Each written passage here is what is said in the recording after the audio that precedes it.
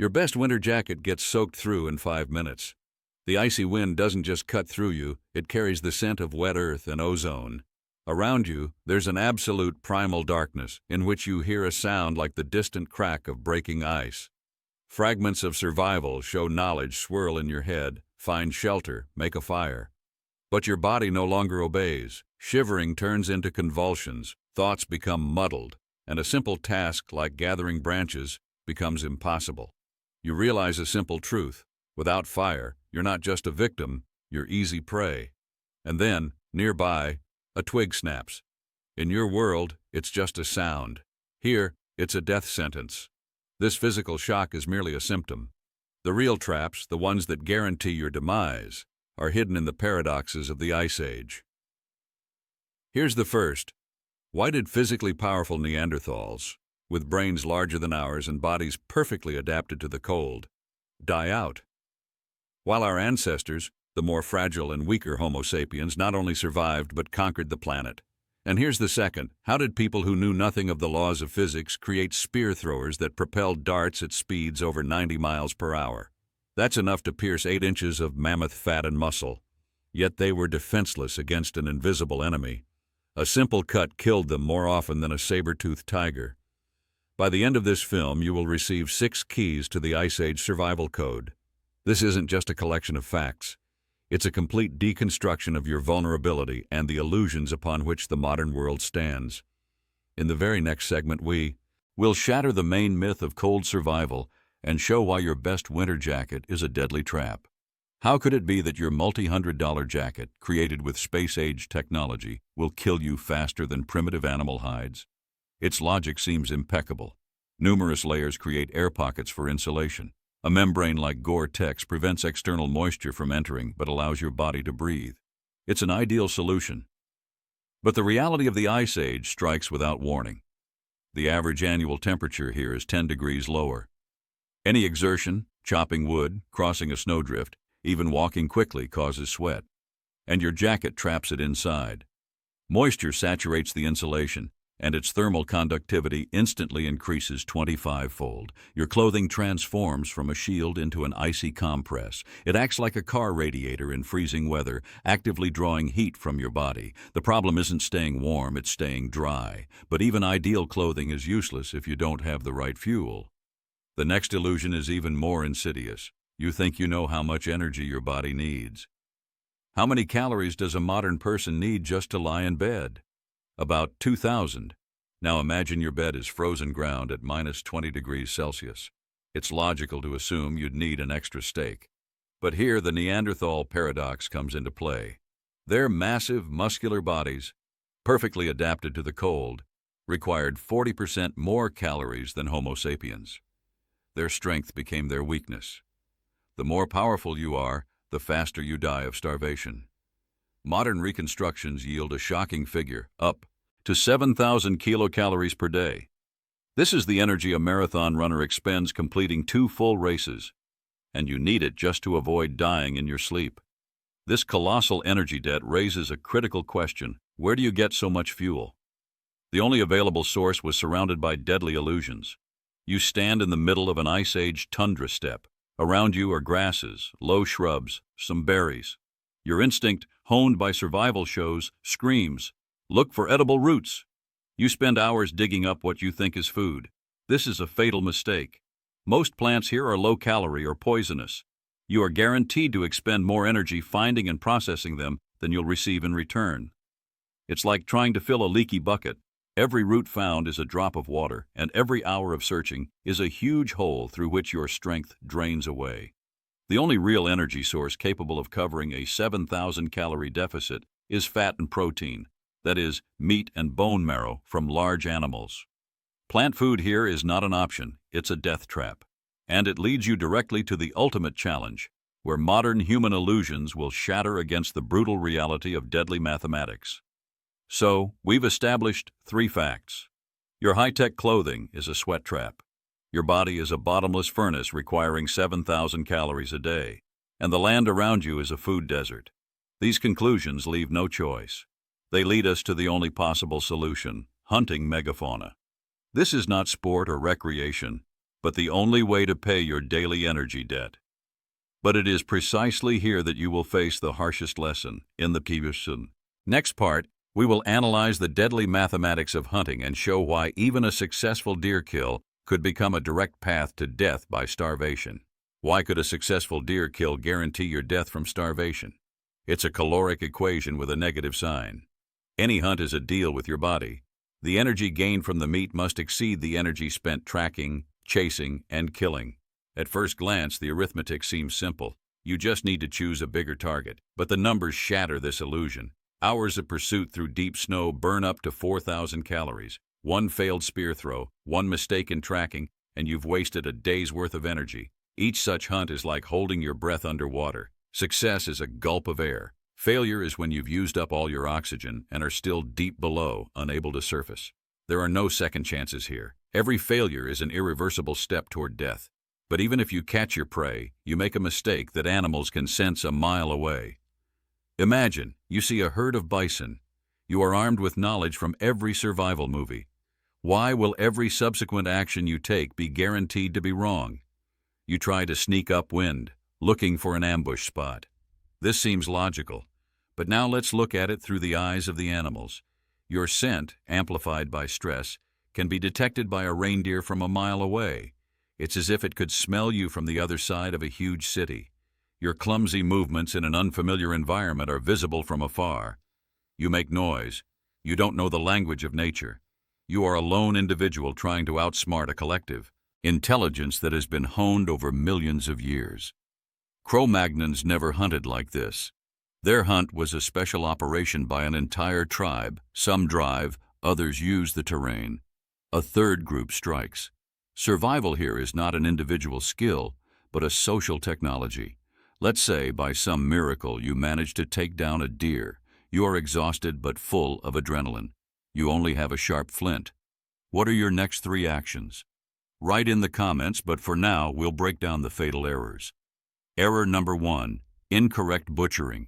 You are almost guaranteed to puncture the stomach or intestines, contaminating the meat with bacteria. Within a few hours, you will suffer severe food poisoning. Error number 2, you left tracks.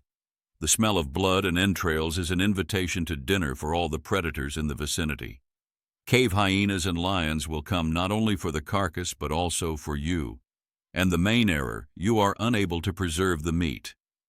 Without the skills of curing or freezing in permafrost, 90% of the carcass will spoil.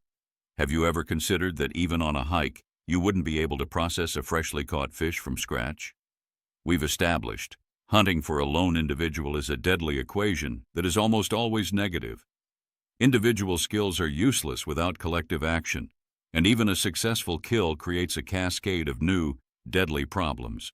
The mere fact that you have meat changes your status in this ecosystem. You cease to be an inconspicuous primate searching for roots. You become a food source. You set a bright, bloody beacon that attracts the true masters of this world. Now, we've talked about how you try to hunt. Now we'll talk about what happens when they start hunting you. We are accustomed to thinking of ourselves as kings of nature. The next part will show you your real place, and you won't like it. Why is the skill of friction fire starting, which you might master in a summer camp in a day, absolutely useless in the Ice Age tundra? It seems simple. You take a wooden spindle and rapidly spin it on a hearthboard. Reenactors in ideal conditions can get an ember in a couple of minutes, but in reality all the wood around you is either frozen or waterlogged. There's no dry tinder. Your numb hands are incapable of performing the 1,200 continuous motions in 10 minutes needed to reach the ignition temperature of 400 degrees Celsius. Every attempt is a colossal waste of energy that you no longer have. Making fire was not a domestic skill, but the greatest technological breakthrough. It's not just warmth. It's the first line of defense, the key to assimilating calories from meat, and the only way to harden a spear tip. Without fire, you cannot create even the simplest weapon. What do your smartphone and a stone hand axe have in common? Both are high technology that you cannot create from scratch without the knowledge of thousands of predecessors. You might think you just need to strike one stone against another, but this is an illusion. You need a specific type of rock, flint or obsidian. You need knowledge of its internal structure to predict how a crack will propagate. You need a precise understanding of flaking angles. 99% of your attempts will result in either a useless pebble or a jagged cut on your hand. Creating a hand axe is like growing a tree. You see the trunk, but beneath the ground lies a complex root system, knowledge of how to find the stone, how to read its structure, and at what angle to strike. Without these roots, your tree will not grow. Cro-Magnons went further. Their spear thrower, the atlatl, was not just a stick, it was a complex lever, multiplying throwing force by 4 times. A composite weapon of the Pleistocene, absolutely beyond your comprehension. Suppose you found a perfectly straight stick. You spent an hour sharpening it with a sharp stone. In your hands, a spear. Why is this weapon absolutely meaningless? You feel pride and a false sense of security, but without hardening the tip over a fire, which you don't have, your spear of raw wood will break on the first impact with hide or bone. It's a tool for self-reassurance that will fail you at a critical moment. At the moment of impact, you won't hear a dull thud, but a dry, pathetic crack. You'll feel the shaft splinter in your hand. We not only don't know how to make things, we've forgotten how to understand materials. Our strength lies in ready-made systems, and without them, we are technological zeros. This helplessness leads us to an encounter with those who are the pinnacle of biological adaptation to this world. So, let's summarize. 0 fire. 0 effective tools. 0 working weapons. You are a technological zero, frozen, hungry, and unarmed.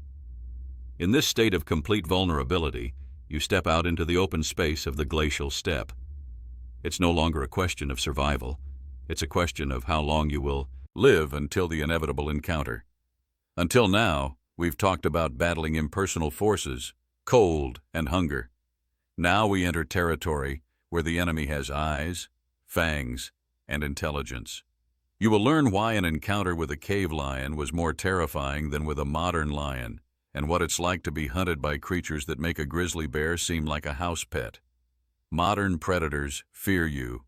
This knowledge is embedded in their genes from millennia of conflicts where humans, with fire and spear, always prevailed. But the cave lion, Panthera spalea, lived before this war. It was a quarter larger than the African lion, weighing up to 900 pounds, and possessed longer legs built for chasing across the open tundra steppe. It evolved hunting cave bear cubs and young mammoths. To it you are not a formidable opponent. You are slow, weak prey without fangs or claws. It will not avoid you. It will hunt you because you are easy food. An encounter with it is not a clash of species. It is the end of your story. But even if you avoid it, your instinct leads you into the next trap. You found the perfect shelter, a dry, deep cave protected from the icy wind. For the first time in a long while, you feel relief, an illusion of safety. This is your last mistake. You don't see the giant scratches on the walls. You don't smell the faint odor that your atrophied sense of smell is incapable of detecting. This cave is already occupied, and its owner is returning. The cave bear was a third larger than a modern grizzly. Standing on its hind legs, it could reach 3.5 meters in height, capable of looking into a second-story window. It was primarily herbivorous, but this made it even more dangerous. It doesn't hunt you for food. It will simply kill you for trespassing on its territory. Its reaction will be instantaneous, furious, and absolutely lethal. But even on the open plain, a different kind of threat awaits you. How can a herd of mammoths be more dangerous than a pride of saber-toothed tigers? Your logic dictates that herbivores are safe if not provoked. A predator kills out of hunger. It has a motive. This is another illusion. For mega-herbivores, whether a woolly rhinoceros or a giant deer, you are not food. You are an unknown irritant, a potential threat to their offspring. Their reaction is unpredictable and disproportionately cruel. To a mammoth, you are not an enemy. You are a stone in its path. It will not expend energy pursuing you. It will simply step on you and move on, just as a river effortlessly washes away a grain of sand. In a world of giants, you are a fragile nuisance, easier to crush than to circumvent. But physical threat is only part of the equation. So you are not a hunter but prey. Your shelter is someone else's den. Even herbivores see you as a threat to be destroyed. This knowledge creates a state of continuous background fear. Every twig snap, every shadow makes your heart pound. This isn't the sharp fright of a horror movie. It's chronic stress that exhausts your nervous system faster than hunger. You cannot sleep. Every hour you wake from the slightest sound, covered in cold sweat even in the frost. This constant fear, multiplied by loneliness and the sensory deprivation of an endless white landscape, strikes at your main survival tool, your mind. In the next part, we will show how your psyche will give up before your body. Your psyche will surrender not to a predator's roar, but to its deafening absence. Your brain, accustomed to the informational bombardment of the city, enters a sensory vacuum.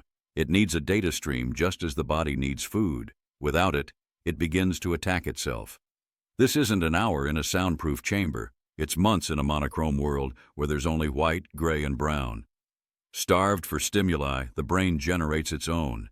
You hear voices in gusts of wind, see predators in every shadow. After just 72 hours in complete isolation, 90% of people experience uncontrolled hallucinations. This is a defense mechanism that prefers a false reality to emptiness. You become more dangerous to yourself, chasing imaginary prey and squandering your last strength. But sensory hunger is only the first stage of collapse. The true torture is built into your social nature. What happens to a person left alone for a week? First comes nostalgia, homesickness. You think you can endure it, but it's not sadness. It's a chemical breakdown. You lose your sense of time. You are overcome by apathy and then abulia, a complete loss of the will to act. You stop looking for food, not because you can't, but because you lose all meaning in doing so. Homo sapiens survived only in groups of 25 to 30 people. Constant communication around the fire was as much a tool as a stone axe. Alone, you are an evolutionary anomaly, doomed to fade. But even in a group, an invisible enemy, born of the landscape itself, catches up with you. The main killer was not the saber-toothed tiger, but the constant thought of it. The entire world of the Pleistocene was a landscape of fear. Your fight-or-flight mechanism is useful for a short skirmish, but here, the threat is permanent. This leads to chronically high cortisol levels. It suppresses your immune system, prevents you from assimilating already scarce calories, and destroys your prefrontal cortex. You literally become dumber from fear. For weeks, you cannot enter a phase of deep sleep. This leads to micro-errors, a wrongly tied knot, an inaccurately thrown stone. Each of them could be your last. Your mind, like overheated metal, becomes brittle and shatters from the slightest impact. So your mind is broken by a triple blow: sensory hunger, social isolation, and primal fear. This is a lethal cocktail that is guaranteed to disable your main weapon. But let's imagine for a second that you are unique, a person with an iron psyche, capable of enduring this hell. Does that give you a chance? The answer is a categorical no. Because when the mind holds, enemies appear who don't care about your willpower. They attack matter, your bones, blood, and flesh. You slipped on a wet stone. There was a quiet, damp crack. In that second, you died. You just don't know it yet. A banal leg injury here is absolutely fatal. In your world, it's sharp pain, annoyance, thoughts of a cast and sick leave. Here, everything is different. You cannot walk. That means you cannot hunt, follow herds, or reach water. Your group cannot carry you for weeks. This is a death sentence for everyone. You will be left behind. This is not cruelty, but the harsh mathematics of survival. You remain alone as the silhouettes of your kin fade beyond the horizon. You are no longer a hunter. You are bait, and you can already hear the approaching steps of those drawn by your immobility. But to die, you don't even need broken bones. It's enough to simply scratch your skin. How does a scratch from a branch become a weapon of mass destruction? Microbes enter the wound. Your immune system attacks them. We clean it, use antiseptic. In a couple of days, everything heals. But in a world without hygiene, teeming with ancient pathogens, any wound is an open gate. Inflammation begins, a throbbing pain. Then the infection enters the bloodstream. Fever, chills, delirium, organ failure. You die not from bacteria, but from your own immune system's uncontrolled response. It's like a forest fire that was supposed to burn out intruders, but spread to the peat underground and started burning the forest itself. Your defense mechanism has turned into uncontrollable self-destruction. But even if you avoided injuries and infections, other ticking time bombs were in your body. The average life expectancy was about 30 years. But archaeologists find remains of people who lived to 50 and 60. How is this possible? It seems that people simply aged quickly and died. But in reality, the average is distorted by colossal child mortality.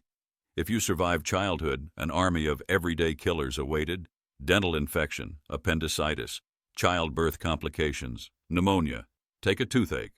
First caries, then pulpitis, then an abscess. Pus spreads into the soft tissues, causing sepsis and death.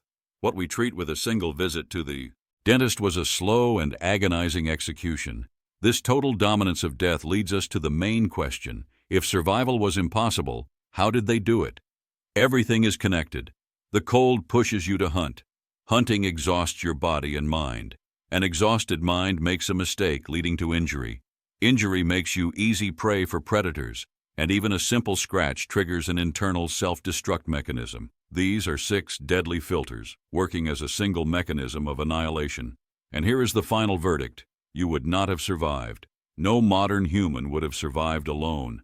The illusion of the lone hero is shattered. This absolute impossibility of individual survival is the key to the main mystery. If each of us was doomed, then how do we, as a species, even exist? The answer is that a system of annihilation could only be met with another system. The 6 deadly filters did not work in isolation, but as links in a single chain. Cold forced calorie burning. Calorie deficit pushed hunting. Hunting required tools you didn't have. Constant risk and failure destroyed the psyche. And an exhausted mind made a mistake that led to injury, making you even more vulnerable to the cold. The chain closed. It could only be broken by a force that acted on all levels simultaneously. This force was social organization. Collective hunting solved the calorie problem. The transfer of knowledge solved the technology problem. Care for the wounded solved the injury problem. And constant communication was a cure for madness. A lone hunter had less than a 10% chance of success. A coordinated group raised that figure to 60%. But this system worked thanks to one key component that Homo sapiens possessed, and which, perhaps, their main competitors lacked. The secret to survival was not in muscles or brain size, but in its software. Our main weapon was not in our hands, but between us. It was the social brain, resting on 3 pillars. First, complex language, allowing not just to shout mammoth, but to plan a multi-stage operation where one group drives and another strikes. Second, culture, as a mechanism for accumulating knowledge. The atlatl spear thrower, which increased throwing range 3-fold and speed up to 90 miles per hour, was not reinvented by each generation, but passed on and improved. And third, empathy, which compelled care for the wounded and the elderly, preserving valuable experience within the tribe. This transformed a group of humans from a sum of individuals into a superorganism that solved tasks impossible for a lone individual. What key professional knowledge did you acquire in complete isolation, without books, teachers, or colleagues? It is this collective intelligence that explains the main paradox of the Ice Age. The Neanderthal's massive body, perfectly adapted to the cold, was a metabolic trap. It required 30% more calories than a sapiens. It was like a large open furnace that gives off a lot of heat, but devours wood at an incredible rate.